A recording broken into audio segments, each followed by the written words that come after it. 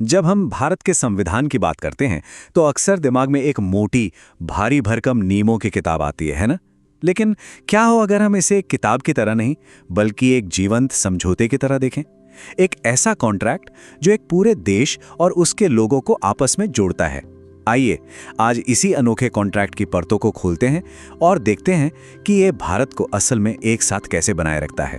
तो सवाल ये उठता है कि आखिर वो कौन सी चीज है जो किसी भी देश की सरकार और उसके करोड़ों लोगों को एक साथ बांध कर रखती है।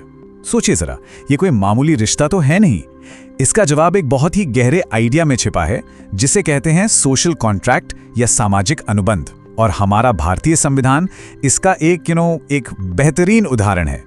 तो किसी भी कॉन्ट्रैक्ट की तरह इसके भी कुछ हिस्से हैं, और इस कॉन्ट्रैक्ट का पहला और शायद सबसे जरूरी हिस्सा है वो गारंटियां जो स्टेट यानी कि सरकार अपने नागरिकों को देती है। ये पक्के वादे हैं, ऐसे वादे जो देश अपने हर एक नागरिक से करता है, फिर चाहे वो कोई भी हो, कहीं से भी आता हो। इन्हीं गारंटियों को हम कहते हैं मौलिक अधिकार या फंडामेंटल राइट्स। अब ये सिर्फ सुनने में अच्छी लगने वाली बातें या कोरे विचार नहीं हैं। नहीं, ये लीगली एनफोर्सेबल अधिकार हैं। मतलब ये एक तरह का सुरक्षा कवच है जो सरकार को उसकी हदों में रखता है और हर नागरिक की आजादी को पक्का करता है। यहाँ पर एक बहुत ही बड़ा और कह सकते हैं कि बुनियादी फर्क समझना जरूरी है। देखिए, सिर्फ फंडामेंटल राइट्स ही ऐसी चीज हैं जिन्हें लेकर कोई भी अदालत जा सकता है। मतलब अगर किसी के इन अधिकारों का हनन हो तो वो सीधे कोर्ट का दरवाजा खटखटा सकता है। लेकिन जो बाकी दो चीजें हैं, डायरेक्टिव प्रिंसिपल्स और फंडामेंटल ड्यूटीज, वो कानूनी तौर पर बाध्य नहीं है। वो एक तरह से नैतिक जिम्मेदारियां हैं, गाइडलाइंस हैं। और इन अधिकारों का दायरा बहुत बड़ा है।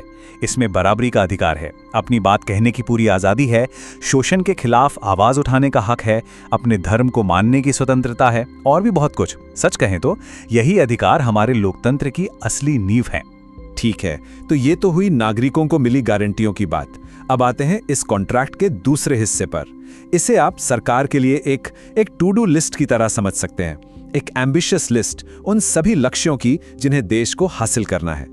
इन्हें ऑफिशियली कहा जाता है राज्य के नीति निर्देशक सिद्धांत या directive principles of state policy. Basically ये वो आदर्श हैं, वो आइडियल्स हैं जिनसे सरकार से उम्मीद की जाती है कि वो कोई भी कानून या पॉलिसी बनाते समय ध्यान में रखेगी।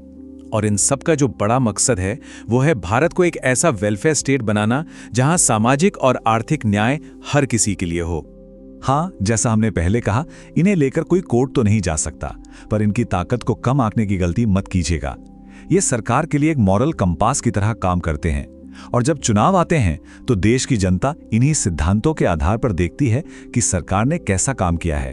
और इसमें कुछ बहुत बड़े और जरूरी लक्ष्य रखे गए हैं, जैसे कि ये सुनिश्चित करना कि सभी को अपनी आजीविका चलाने के साधन मिले, स्त्री पुरुष को समान काम के लिए समान वेतन मिले, हमारे पर्यावरण की रक्षा हो और देश में एक यूनिफॉर्म सिविल कोड की दिशा में आगे बढ़ा जाए। तो सरकार ने गारंटी दे दी, सरकार के लिए लक्ष्य भी तय हो गए। अब बात आती है इस कॉन्ट्रैक्ट के तीसरे और आखिरी पहलू की, और यह जुड़ा है नागरिकों की जिम्मेदारियों से। क्योंकि जाहिर है कोई भी कॉन्ट्रैक्ट एक तरफा तो हो नहीं सकता। अगर स्टेट हमें कुछ गारंटी दे रहा है तो एक नागरिक होने के नाते हमारे भी तो कुछ फर्ज बनते हैं ना।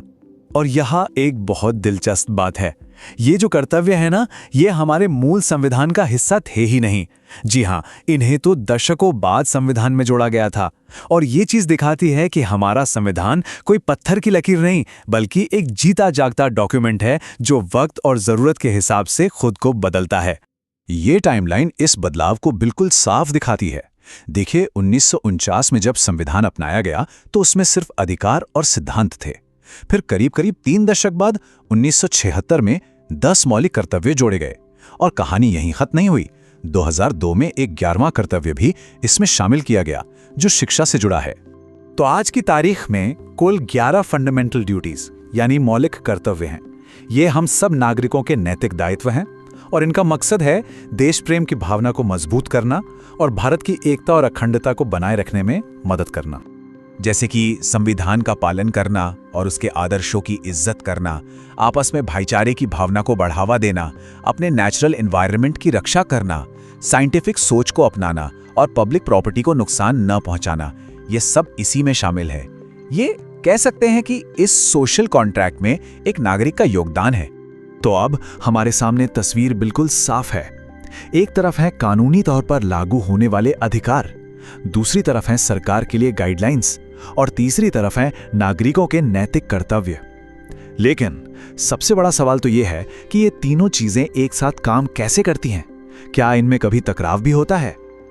इस मामले पर भारत के सुप्रीम कोर्ट का नजरिया बिल्कुल क्लियर है। कोर्ट का मानना है कि ये तीनों हिस्से एक दूसरे के दुश्मन नहीं बल्कि एक दूसरे के पूरक हैं, कॉम्प्लीमेंट्री हैं। मतलब ये सब मिलकर एक ही बड़े लक्ष्य के लिए काम करते हैं, एक बेहतर और न्याय से भरे समाज का निर्माण। ये सुनने में तो बहुत अच्छा लगता है, लेकिन थियरी अपनी जगह है और असल दुनिया अपनी जगह। तो जब इस पूरे संवैधानिक फ्रेमवर्क का असली दुनिया में टेस्ट होता है तब क्या होता है? चलिए इसे समझने के लिए एक बहुत ही मशहूर केस को देखते हैं जो इनके बीच के तनाव को साफ तौर पर दिखाता है। ये मामला है 1985 का शाह बानो केस। इसमें हुआ ये कि सुप्रीम कोर्ट ने एक तलाकशुदा मुस्लिम महिला के हक में फैसला सुनाते हुए उन्हें गुजारा भत्ता देने का आदेश दिया। अब यह फैसला समानता के अधिकार और एक यूनिफॉर्म सिविल कोड के सिद्धांत दोनों के हिसाब से था।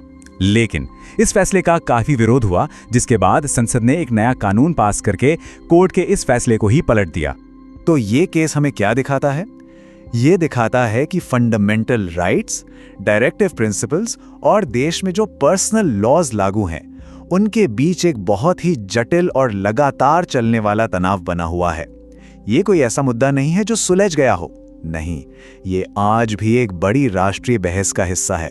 और यही बात हमें वापस उसी आइडिया पर ले आती है कि भारत का संविधान कोई पत्थर की लकीर नहीं है। ये एक जीता जागता, सांस लेता हुआ फ्रेमवर्क है। एक ऐसा फ्रेमवर्क जिसके जरिए हमारा देश लगातार खुद से बातचीत करता है, बहस करता है और समय के साथ आगे बढ़ता है। और इस कभी ना खत्म होने वाली बातचीत के 3 सबसे बड़े स्तंभ हैं: अधिकार, सिद्धांत और कर्तव्य। और ये सब हमें एक बहुत बड़े सवाल के सामने लाके खड़ा कर देता है। एक ऐसा सवाल जो सिर्फ भारत के लिए नहीं बल्कि दुनिया के हर लोकतंत्र के लिए जरूरी है। सवाल ये है कि किसी एक व्यक्ति के निजी अधिकारों और समाज के प्रति हमारे सामूहिक कर्तव्यों के बीच वो सही संतुलन आखिर कहाँ मिलना चाहिए। ये एक ऐसा सवाल है जिस पर हम सभी को सोचने की जरूरत है।